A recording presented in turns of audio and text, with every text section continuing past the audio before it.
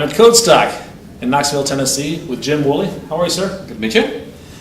Jim, I want to talk to you about something because you have a lot of database experience. And I was always taught to believe that applications should put logic to update, read, delete, those sort of CRUD operations. Those should be put into stored procedures. Their applications are more secure, they're more scalable if you use stored procedures. But in the last couple of years, Link has come out. There's been a lot of ORMs that have come out, become very popular, and I'm being pushed into using those tools. And I'm wondering, do stored procedures have a place still? And if so, what is that place? Okay, it's a good question. It's a complex one also. Part of the challenge has to do with exactly what are the challenges that stored procedures solve. And they do solve some important things sometimes, but sometimes there are other ways of solving those things as well. So you have the security concerns, you have the performance concerns, right? Yep. And you also have the scalability concerns and ownership. So let's try to address each one of those to a certain extent. From the security perspective, you have a couple of areas of that. One has to do with securing the database in terms of what people have access to. And you can do that through stored procedures. Mm-hmm. You're also able to do that through views selectively. It's not necessarily for updates. Yep. You're also able to do that through table-defined functions or user-defined functions. So if you don't want to give full access to the table itself, you may be able to use a table-defined function to have a more fine-grained security model around it. Okay. But also with the table-defined function, then you can do joining with that and have some more optimization on the back end where you can't join with the stored procedure. Okay. One of the downsides with the stored procedure in that regard. The other area of security has to do with SQL injection, which is a big issue, of course. Right? So if you're wanting to deal with SQL injection, the way that most people understand it is that the best way to do it is through a stored procedure, because you pass a parameter in and you can't inject something inside of that parameter. Well, it is possible actually as inside opposed to concatenating a string of SQL that somebody could add some nastiness on the end to do something unintended. Yes. Now, it is possible inside of a stored procedure to do string concatenation inside the stored procedure, dynamically generate a SQL statement inside the stored procedure, call execute SQL, and then have the same issue with SQL injection attack possibilities. Sure. So, just because you use stored procedures doesn't mean that you're able to avoid SQL injection. It can still happen. However, the other area of that is that you can also do a parameterized query. And with parameterized queries, you're able to get the same optimization from a security perspective, so you won't get SQL injection when you have a parameterized query. Okay. So that's a good thing. So stored procedures aren't the only way of solving that issue. Okay. Parameterized queries are able to solve that as well. Okay. Now, another advantage. Okay, as fast as a stored procedure? Oh, that's a good question. A lot of people think that stored procedures are fast, and so you should always use those because they are compiled for you, right? Right. Well, they're compiled at execution time the first time that they're executed, and the query plane is cached at that point. The same thing happens with the parameterized SQL. So that with parameterized SQL, the first time that you issue that one, it's going to be cached and compiled. So as long as you are using the exact same signature for your query with a parameterized query, then you're going to get that cache repeatedly used over and over again. So let's take a comparison, right? If we have a select field names, because we don't do star, but select all the fields in this table from customers, where the customer name equals Smith. Okay. If we were to do that through string concatenation, then we'll take that and we cache that on the plan. All right. Next time we go in, we want to get where this last name is Jones. Okay. Right? Well, if we're using string concatenation, that's going to be another query plan execution. And why is that? Because it's a different string? Because it's a different string. Okay. The method signature is changed. All right. But if I use parameters and say where last name equals at last name, yes, and pass in the last name, and you pass will that then be use a query plan? It depends. That's a trick, and actually that's a bug in the current release of some of the Link products, because it will get cached if the parameter max length stays the same. So if you're passing an integer where customer ID equals 1, where customer ID equals 3025, those are the same length as far as what we're passing in. Okay. If you're to pass in where the last name equals Jones or where the last name equls Smith, that's the same plan. Okay, in terms of parameterizing those, because the length of the names are all both 5 characters, right? If you were to pass where the last name is Smith or where the last name is Wooley, those are going to be different ones if you don't explicitly state what the max length is on the parameter size. Okay. And that was a bug that some of the DBAs noticed with the initial releases of Link to SQL, where they were getting query plan cache bloat because they were passing multiple parameters off of that, because each one of those was a different size. I see.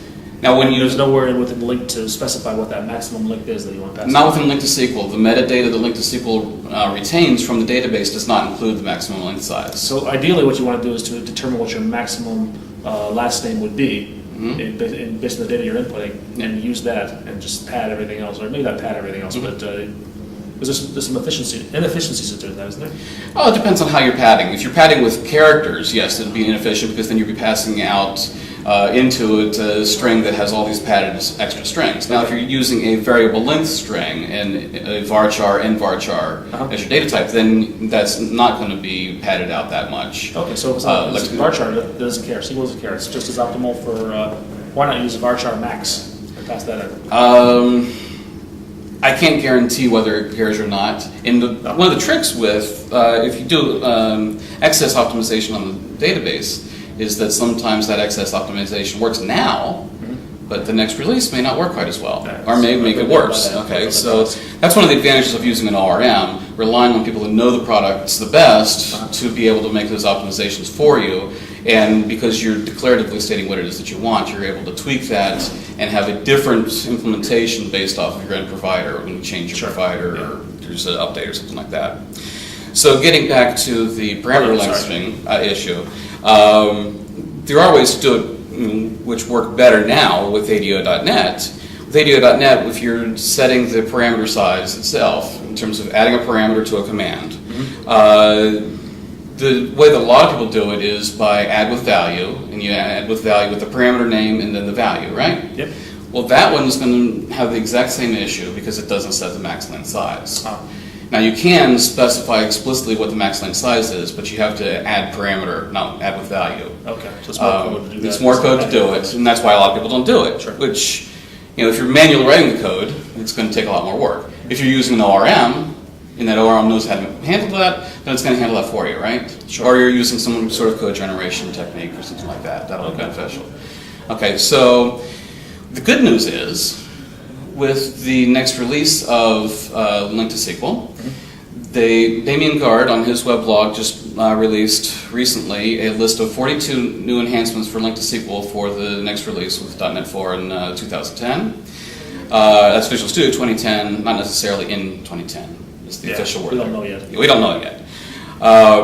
But he lists 42 new enhancements that they have included in the next release of Link to SQL. One of those is now they're going to fix the size of those parameters for strings, and they're going to fix it to an nvarchar 4000. Okay, so that means that as I pass in a similar query with just different parameters, different parameter values, then they can share the same execution plan. Yes, so then the same execution plan will be shared, which is good for selects. Okay, so you're a DBA, you're concerned about that particular portion of things, you can now profile and you're going to get the same execution plan each time for those on selects, okay? Now the other side of that was the insert, update, and delete, right? That part of CRUD. With those, might work to your advantage, might not work to your advantage. And it sort of depends on your application. Because with the ORMs, often what they'll do is they'll evaluate which fields have changed and then dynamically generate your update statement to include only those fields that have changed. Okay, so what's the downside of that from the execution plan? It's a different execution plan depending on the fields that have been updated. Right, so you have a different execution plan for each one of those. So then the question is, in your application, which is more performant? Having excess things on the query plan, or having excess things going across the network. Okay, so if we can optimize our network bandwidth, is that more performant than having additional things on the query plan? And you have to evaluate that for your particular application at that point. What's been your experience? Is there a rule of thumb that can guide us? I can't give you a silver bullet on that one. So it just depends on your network. If you have a slow network, then or you have a slow database server. Maybe just trial and error. Yeah. And oftentimes it's less expensive, to increase your capacity in your database than to increase all of the other things across the system, and the development time that you have to include in there too. So, but one good thing is that with the ORMs, you're not limited only to using dynamic SQL. So if you need to, and there are performance issues in certain cases, most of the ORM tools have some sort of a mechanism to have not only dynamic SQL but also store procedure usage. So that you can use store procedures where necessary, use your dynamic SQL where it's acceptable. And I often find in the 80 cases or so, 80% of the cases of your standard CRUD app, that dynamic SQL will probably do your standard CRUD types of operations fairly fine.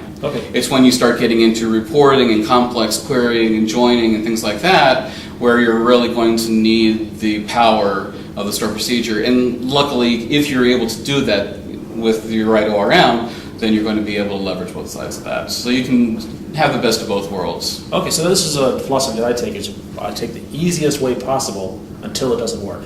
I hit a wall, and then I start stepping back to SQL. And you're saying this approach works with ORMs. ORMs have they have the big advantage that you can get code produced a lot faster because they take care of a lot of the plumbing for you. And take care of the plumbing for you. These performance issues that I was concerned about, and most of the time, those are not issues. And if they are, I can address them on a case-by-case basis. That's a good approach. All too often we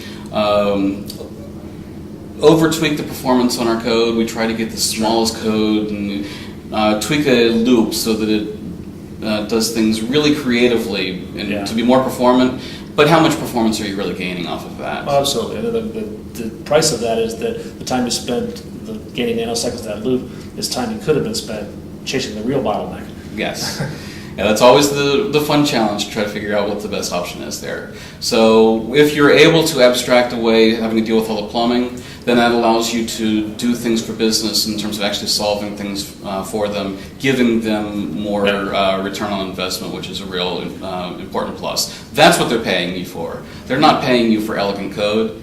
They're paying you to solve a problem the business has. And so if we are able to abstract that away, then we can work on solving the problems of business better and have our applications better. Jim Wooley, thanks very much. I appreciate your time. Thank you very much.